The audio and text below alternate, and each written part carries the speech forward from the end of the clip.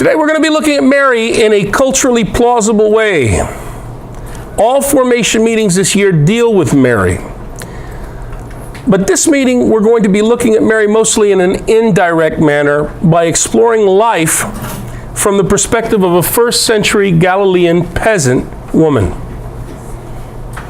A woman living in the Galilee, married to one of the ergotai, one of the day laborers of a village, of a region, 50%, almost 50% of all arable land had been bamboozled by kangaroo courts and bribed scribes and had become the ownership of three greedy elite families, Jerusalem families. That's the Galilee of the first century. That's the world of Mary. And we want to unpack that a little bit. All of the concepts, devotional images, personages of the Bible, the New Testament, have in them 2,000 years laden of theological freight, devotional freight. Hopefully tonight we'll be able to see the Blessed Mother with fresh eyes and then ask a lot of questions. Like, how did we get from there to our present understanding and popular images of her? In order to see Mary in a culturally plausible manner, tonight we will be looking at the question of how girls were raised in the world of the Bible, the Middle East, and really the whole world of the ancient Mediterranean. But in order to do that, I want to bring your attention to, on every table there should be a copy of a journal. I didn't print out enough. I didn't think everybody would want one of these, but this is a journal from a psychological journal. It's an actual paper that was written in 1994, just prior to the O.J. Simpson trial. And the title of the article is, "How Well Do Jurors Reason?" And that's the question I have to ask you. How well do jurors reason? How many people here have served on a jury before? All right. How many people have seen a jury on TV or a movie? Right? All right. Well, if you've ever seen a jury on television or if you ever served on a jury, you know what's expected of you if you were told to be part of a trial, right? You get presented with conflicting testimonies. Obviously, the defense is going to present one side of the story. The prosecution will present another side. And the jury is supposed to sift through all of this information and then decide or design the most plausible arrangement of all of this information, right? Okay. This, at least, is how the process is supposed to work. In the 1994 study that was published in Psychology Science, which is before you on your table, where 152 test subjects were selected from young people, aged 15 through 60, across the educational span of high school through college, I say young in a very loose term here, across diverse economic groups, wherein researchers presented to these test subjects a 25-minute audio tape reenactment of the Commonwealth of Massachusetts versus Frank Johnson, which was a murder trial. Basically, the storyline went like this. A fellow named Alan Caldwell was sitting at a bar early one day. Caldwell's friend, a man named Johnson, enters the bar, sits down next to Caldwell. They had drinks, engaged in a discussion, got into an argument, and Caldwell threatened Johnson with a razor, one of those old big razor blades that he happened to have locked up in his pocket. Johnson leaves. It was still early in the day. Later that same evening, Johnson returns, sits back down next to Caldwell. Again, they discuss things, and again, they get into a heated argument. The next thing that happened was both men are outside. The details become a little hazy, exactly how they got from the argument inside the bar to outside. Moments later, Johnson is found standing over Caldwell's dead body, holding a bloody knife.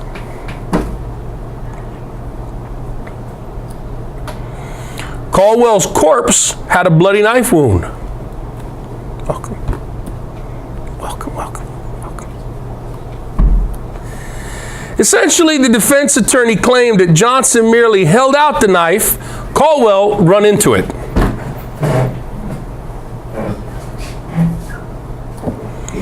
But the prosecution said no, Johnson went home to get the knife and therefore had every intention of stabbing Caldwell. In general, the jury would be expected to try to sort through the undisputed events. There was a quarrel between Johnson and Caldwell. Multiple witnesses corroborated the story. Johnson had a knife, Caldwell had a razor. Caldwell had threatened Johnson, who at the time did not have a knife. So he went home and got the knife. The jury would be expected to recognize that the same evening, Johnson returns, both men go outside, get into a fight, and Johnson knifed Caldwell to death. All of that is indisputed. What is in dispute is the guilt, the level of guilt of Johnson. Was Johnson acting in self-defense? Or did Johnson deliberately murder Caldwell? Did he have intention when he went home and got the knife to murder his former friend? Did Caldwell pull out the razor and threaten to hurt Johnson? It was found in his pocket, the razor blade. Did Johnson actively stab Caldwell, or did he just hold the knife out in self-defense? Don't come at me, don't come at me. Caldwell ran into it. How did the two get outside together? Did Johnson go home deliberately to get the knife? Did he want this to happen? And why did Johnson return to the bar anyway, when it went so bad the first time? Why it's important for the jury to put together the most plausible arrangement of this information is because there are 4 possible verdicts. 1, murder first degree. 2, murder second degree. 3, manslaughter. 4, self-defense. First degree murder means that Johnson had premeditated malice. Second degree murder means that Johnson just had malice with no premeditation. Manslaughter means that Johnson has some guilt in Caldwell's death. Self-defense means that Johnson has no guilt whatsoever.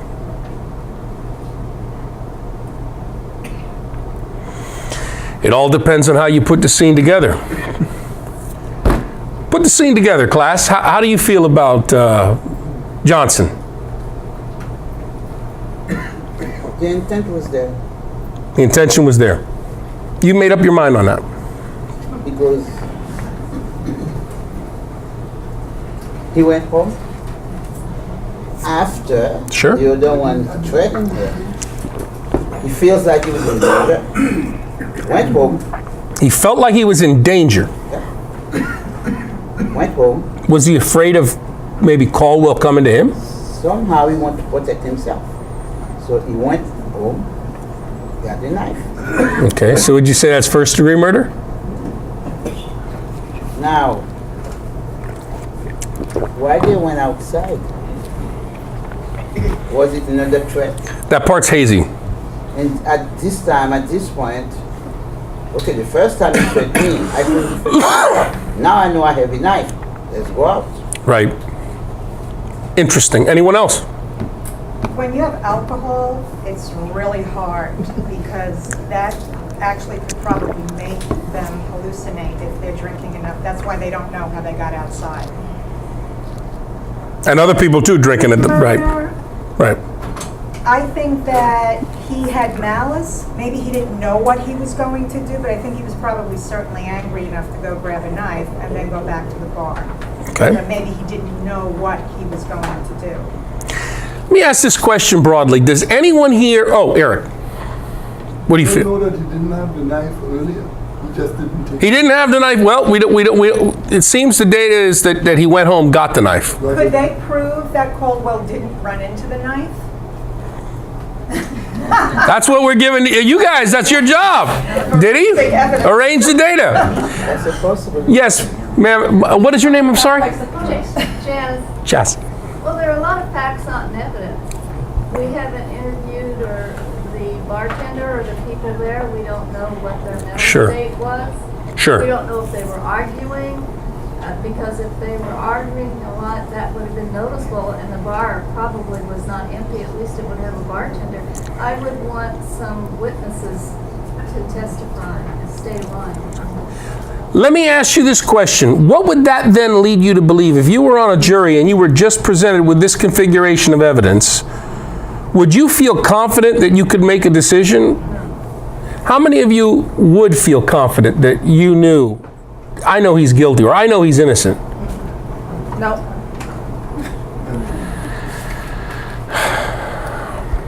That's where we're going with the study.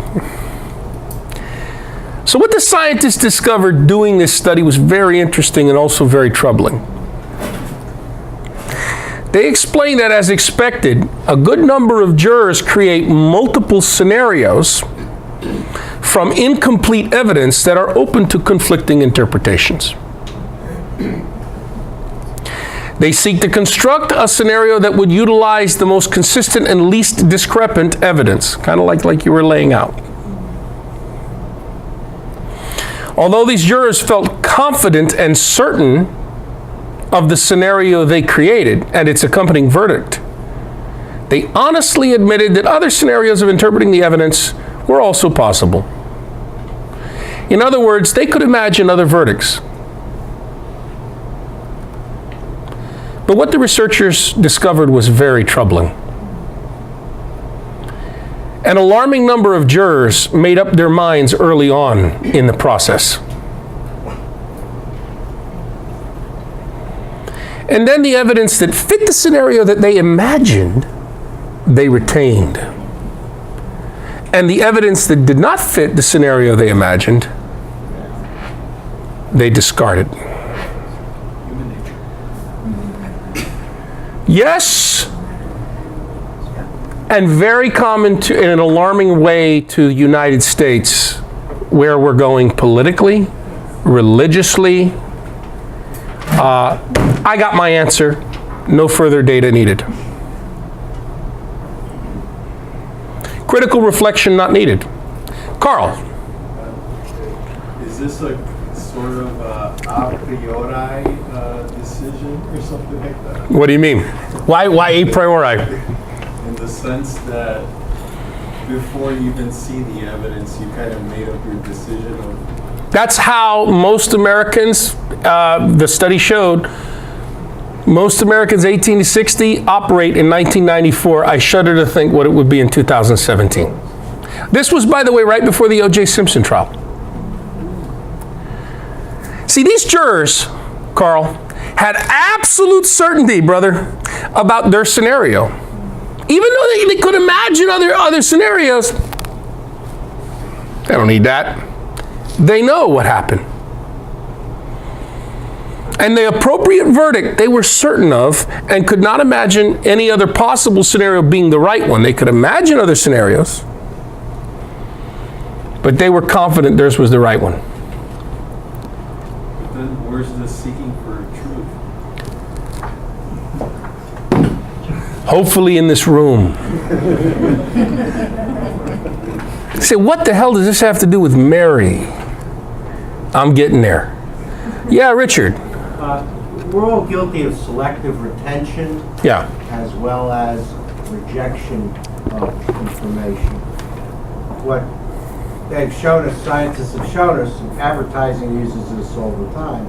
A lot of advertising that is done It's not necessarily to get people to convert their feelings, but to reinforce their existing feelings. Sure. Regarding a product they may already have or something that they may be thinking about purchasing in the future. Yeah. And we tend to, as a people, I think several already said that back here, that, we just reject what we just don't, we have a predilection up front. We have Yes. a predisposition going in. Right. And we do this as you just mentioned, it filters into all areas. You just start looking, your mind starts saying, oh, I believe this, and then you start reading an article, oh, that reinforces what I believe, that makes you feel good. But then you read something that maybe another network or another view, Right. another magazine Right. has another view, and you go, whoa, I don't like that, and you'll even maybe Close it off. shut it down. Yeah. Now that goes on with me. Got a question, Richard, that's beautiful. How would we remedy this foible in human nature? Wouldn't it be in community where something truly Catholic, lowercase c, diverse from different perspectives? Wouldn't it be troubling if you had Catholic groups that only had one perspective on things? That would be problematic, wouldn't it? Because then, see, you would have the same weaknesses, crippling weaknesses of this situation indicated by your fine analysis of studies like this.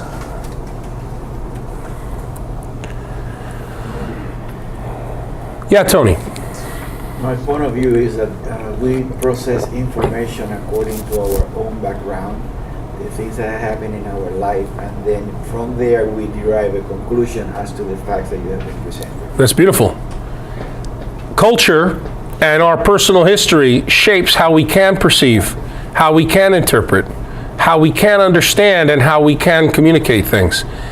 How beautiful a thing would be called a church, the body of Christ, where everyone can come to the table, male and female, rich and poor.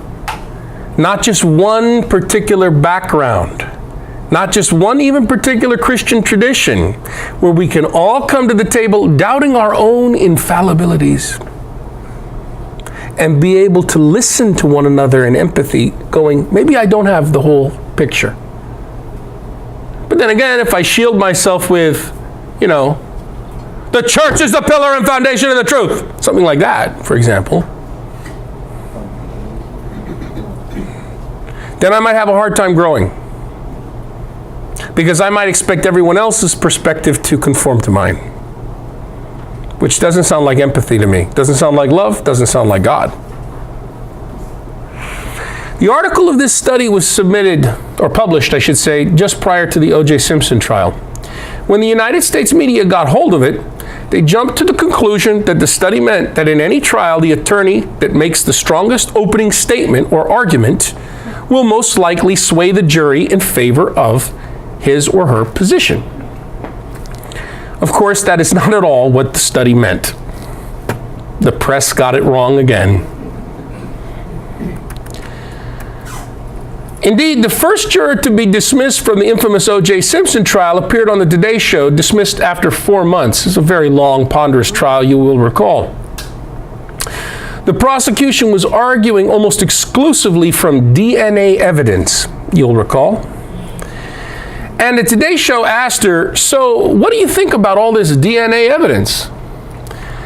To which the ex-juror responded, it's a whole lot of nothing. Well, this formation series lasts 12 months and is 8 classes, this being the second class, 2 hours each. And if at the end of these 8 classes in 12 months in December, you tell people or me that this series you learned a whole lot of nothing, you've wasted a great opportunity. Because we are trying really hard to make you realize some very important things concerning our reading Scripture, our understanding theology, our way of critically reflecting on the faith and its development, the development of theology through the years, through the centuries, and getting a better picture on our sister and fellow creature made our mother, Mary.